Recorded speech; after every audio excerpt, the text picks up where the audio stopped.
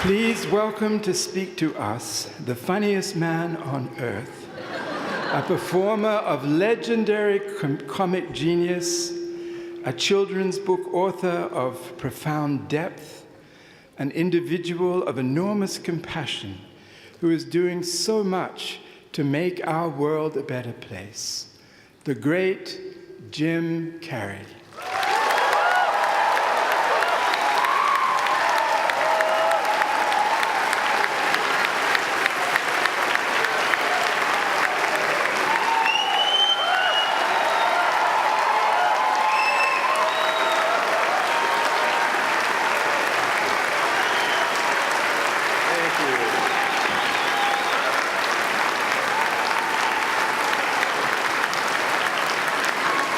What are you sitting down for? I was going to milk that for a while. You guys can stretch that out in post, right? You can make that longer in the edit. Thank you, Bevan. Thank you all. Jai Guru Dev.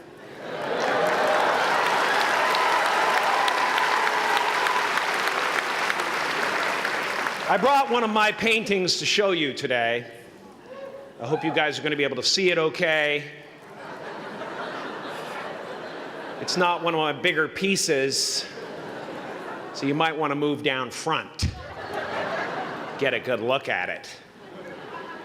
Faculty, parents, friends, dignified guests, graduating class of 2014. And all the dead baseball players coming out of the corn to be with us today. After the harvest, there's no place for them to hide. Fields are empty. There's no cover there. I'm here to plant a seed today, a seed that will inspire you to move forward in life with enthusiastic hearts and a clear sense of wholeness. The question is, will that seed have a chance to take root? Or will I be sued by Monsanto and forced to use their seed?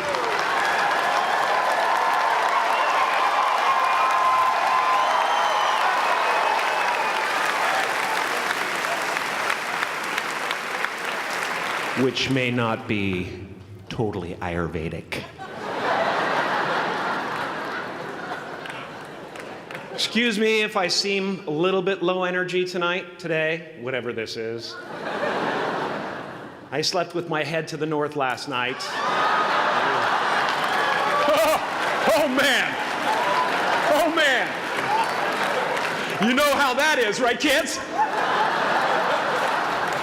Yeah. Woke up right in the middle of Pitta, couldn't get back to sleep till Vata rolled around. Crazy.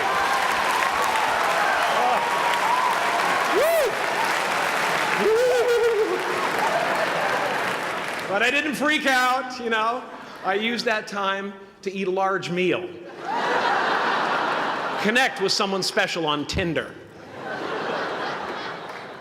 Because life doesn't happen to you, it happens for you. How do I know this? I don't, but I'm making sound, and that's the important thing. That's what I'm here to do. Sometimes I think that's the only thing that's important, really, you know? It's just letting each other know we're here. You know? Reminding each other that we're part of a larger self. I used to think Jim Carrey is all that I was. Just a flickering light, a dancing shadow, the great nothing masquerading as something you can name.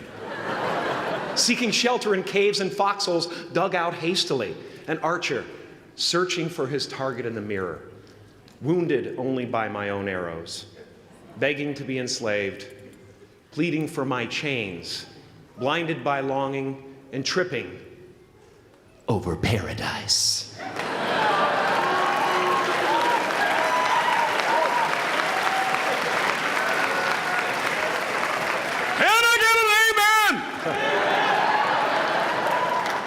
You didn't think I could be serious, did you?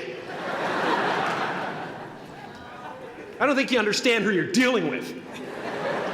I have no limits.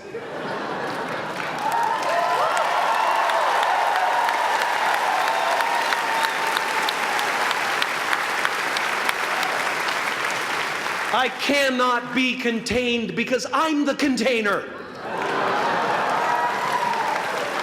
You can't contain the container, man. You can't contain the container. I used to believe that who I was ended at the edge of my skin, that I had been given this little vehicle called a body from which to experience creation. And though I couldn't have asked for a sportier model, it was, after all, a loaner and would have to be returned. Then I learned that everything outside the vehicle was part of me too. And now I drive a convertible.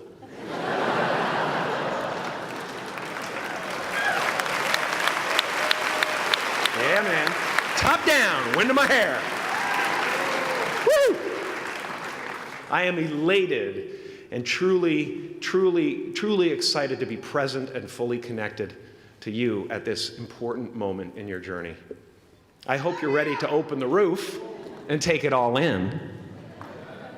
Okay, 4 more years then. They're obviously not ready. Just need some more cooking. Now, I want to thank the trustees, the administrators, the faculty of MUM for creating an institution worthy of Maharishi's ideals of education, a place that teaches knowledge and experience, the knowledge and experience necessary to be productive in life, as well as enabling the students through transcendental meditation and ancient Vedic knowledge to slack off twice a day for an hour and a half.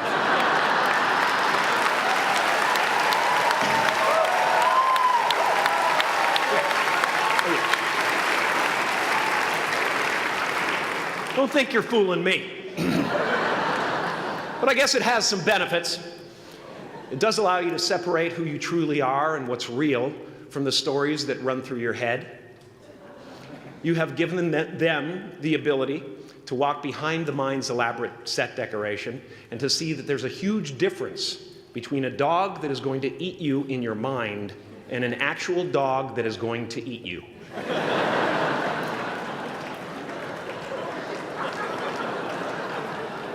That may sound like no big deal, but many never learn that distinction. And they spend a great deal of their lives living in fight or flight response. I'd like to acknowledge all of you wonderful parents. Way to go. What a fantastic job you've done. For your tireless dedication, your love, your support, most of all, for the attention that you paid to your children. I have a saying, beware the unloved, because they will eventually hurt themselves or me. But when I look at this group here, you know, I feel really safe. I do. I'm just going to say it. My room is not locked. My room is not locked. No doubt some of you will turn out to be crooks. But white-collar stuff, you know, Wall Street, that type of thing, you know, crimes committed by people with self-esteem. Stuff parents can still be proud of in a weird way. And to the graduating class of 2017, -3, you didn't let me finish. Congratulations. Yes, give yourself a round of applause, please. Please.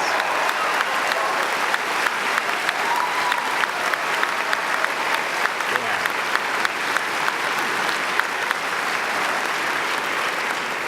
You are the vanguard of knowledge and consciousness, a new wave in a vast ocean of possibilities. On the other side of that door, there's a world starving for new ideas, new leadership. I've been out there for 30 years. She's a wildcat. Oh, she'll rub up against your leg and purr until you pick her up and start petting her, and then out of nowhere, she'll swat you in the face. It can be rough out there, but that's okay, because there's soft serve ice cream with sprinkles. I guess that's what I'm really trying to say here today. Sometimes it's okay to eat your feelings. Now, fear is going to be a player in your life, but you get to decide how much. You can spend your whole life imagining ghosts, worrying about the pathway to the future, but all there will ever be is what's happening here, and the decisions we make in this moment, which are based in either love or fear. So many of us choose our path out of fear disguised as practicality. What we really want seems impossibly out of reach and ridiculous to expect, so we never dare to ask the universe for it. I'm saying I'm the proof that you can ask the universe for it. Please.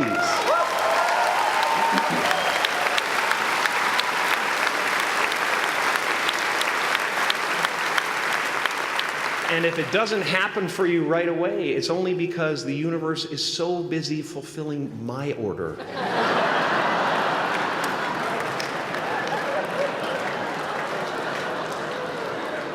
Party size!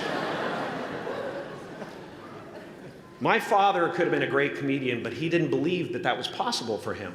And so he made a conservative choice. Instead, he got a safe job as an accountant. And when I was 12 years old, he was let go from that safe job. And our family had to do whatever we could to survive. I learned many great lessons from my father, not the least of which was that you can fail at what you don't want. So you might as well take a chance on doing what you love.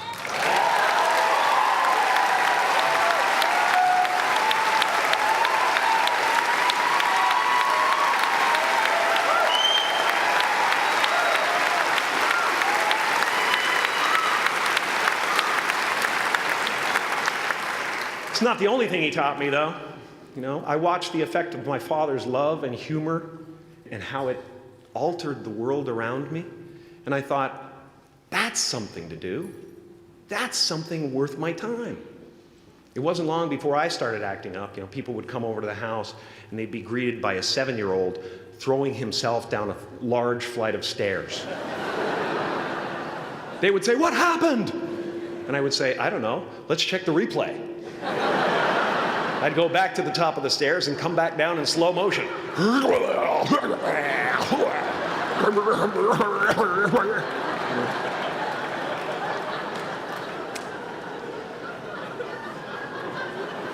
It was a very strange household. My father used to brag that I wasn't a ham, I was the whole pig. And he treated my talent as if it was his second chance. When I was about 28, after a decade as a professional comedian, I realized one night in LA that the purpose of my life had always been to free people from concern, just like my dad. And when I realized this, I dubbed my new devotion the Church of Freedom from Concern. The Church of FFC.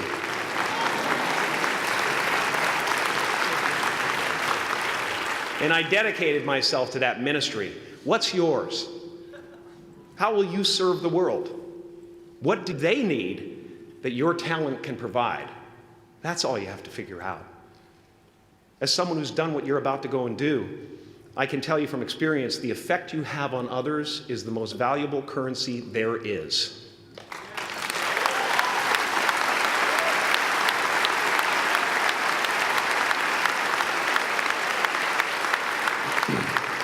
Because everything you gain in life will rot and fall apart, and all that will be left of you is what was in your heart.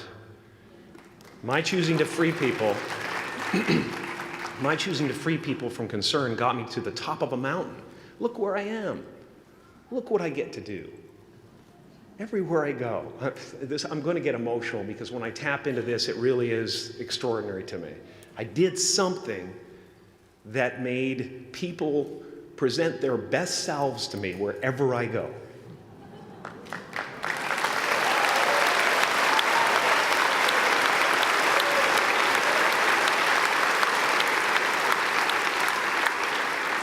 I am at the top of the mountain, and I was, and the only one I hadn't freed was myself, and that's when my search for identity deepened.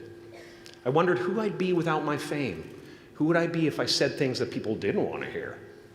Or if I defied their expectations of me? What if I showed up to the party without my Mardi Gras mask and refused to flash my breasts for a handful of beads? I'll give you a moment to wipe that image out of your mind. But you guys are so ahead of the game. You already know who you are. And that peace that we're after lies somewhere beyond personality, beyond the perception of others, beyond invention and disguise, even beyond effort itself. You can join the game, fight the wars, play with form all you want, but to find real peace, you have to let the armor go. Your need for acceptance can make you invisible in this world. Don't let anything stand in the way of the light that shines through this form. Risk being seen in all of your glory.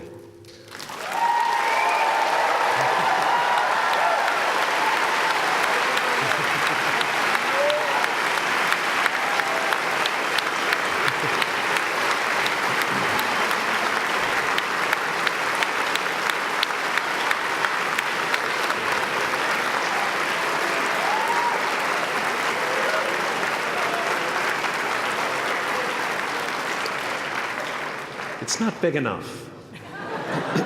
This painting is big for a reason. It's called high visibility. It's about picking up the light and daring to be seen. Here's the tricky part. Everyone is attracted to the light.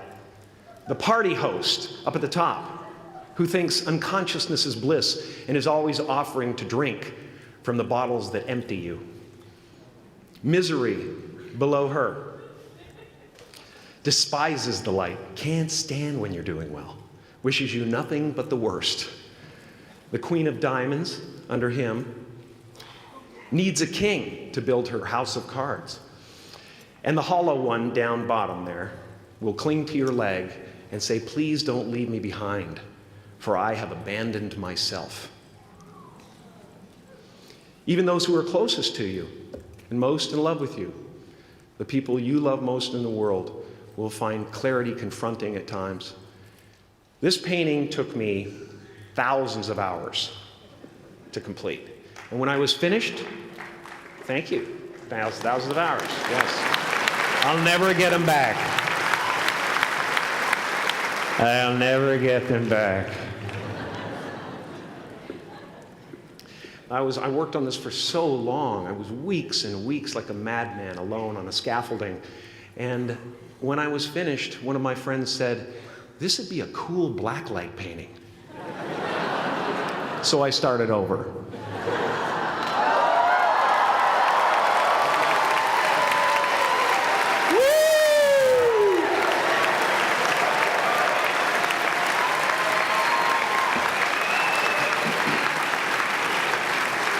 Welcome to Burning Man. Some pretty crazy characters up there, but better up there than in here. You know, painting is one of the ways, thank you. Painting is one of the ways I free myself from concern, a way to stop the world through total mental, spiritual, and physical involvement. But even with that comes a feeling of divine dissatisfaction, because ultimately, we're not the avatars we create. We're not the pictures on the film stock. We are the light that shines through. All else is just smoke and mirrors, distracting, but not truly compelling. I've often said that I wished people could realize all their dreams and wealth and fame, and so that they could see that it's not where you're going to find your sense of completion. Like many of you, I was concerned about going out into the world and doing something bigger than myself, until someone smarter than myself made me realize that there is nothing bigger than myself.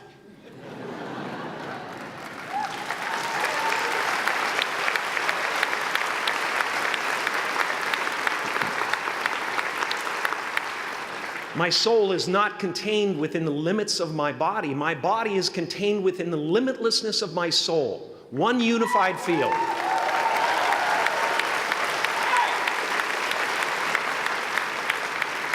One unified field of nothing, dancing for no particular reason, except maybe to comfort and entertain itself.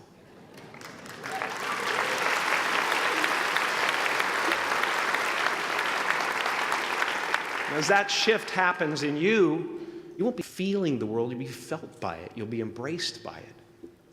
Now I'm always at the beginning.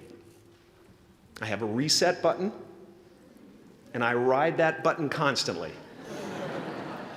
Once that button is functioning in your life, there's no story that the mind could create that will be as compelling. The imagination is always manufacturing scenarios, both good and bad, and the ego tries to keep you trapped in the multiplex of the mind.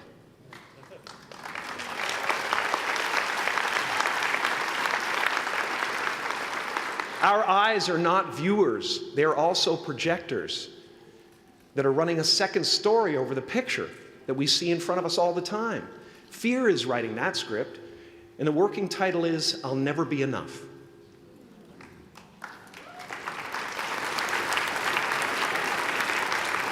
Are you going to look at a person like me and say, how could we ever hope to reach those kind of heights, Jim? How can we make a painting that's too big for our home? How do you fly so high without a special breathing apparatus? This is the voice of the ego. And if you listen to it, there will always be someone who's doing better than you. No matter what you gain, ego will not let you rest. It will tell you that you cannot stop until you've left an indelible mark on the earth, until you've achieved immortality. How tricky is this ego that it would tempt us with the promise of something we already possess?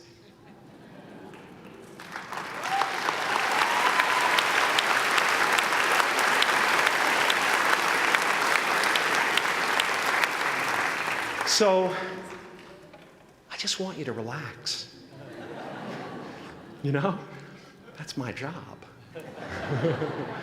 Relax and dream up a good life. I had a substitute teacher from Ireland in the second grade that told my class during morning prayer that when she wants something, anything at all, she prays for it and promises something in return, and she always gets what she wants. Well, I'm sitting at the back of the classroom, you know, thinking, wow, my family can't afford a bike, you know. So I went home and I prayed for one. And I promised I would recite the rosary every night in exchange. Broke that promise. But 2 weeks later, I got home from school to find a brand new Mustang bike with a banana seat and Easy Rider handlebars. Yeah. From fool to cool. My family informed me that I had won the bike in a raffle that a friend of mine had entered my name in without my knowledge whatsoever. So that type of thing has been happening to me ever since. As far as I can tell, it's just about letting the universe know what you want and working toward it while letting go of how it comes to pass.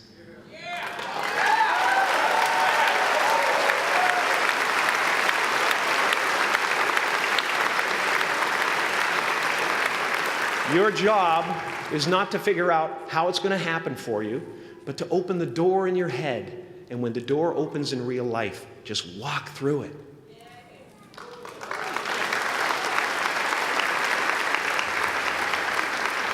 And don't worry if you miss your cue, because there's always doors opening. They keep opening. And when I say life doesn't happen to you, it happens for you, I really don't know if that's true. I'm just making a conscious choice to perceive challenges as something beneficial so that I can deal with them in the most productive way. You'll come up with your own style. That's part of the fun. Oh, and why not take a chance on faith as well?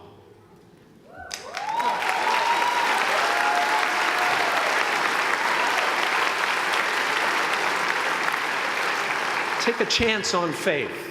Not religion, but faith. Not hope, but faith.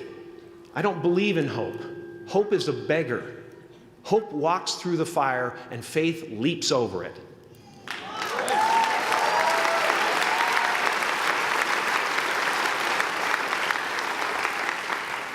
You are ready and able to do beautiful things in this world.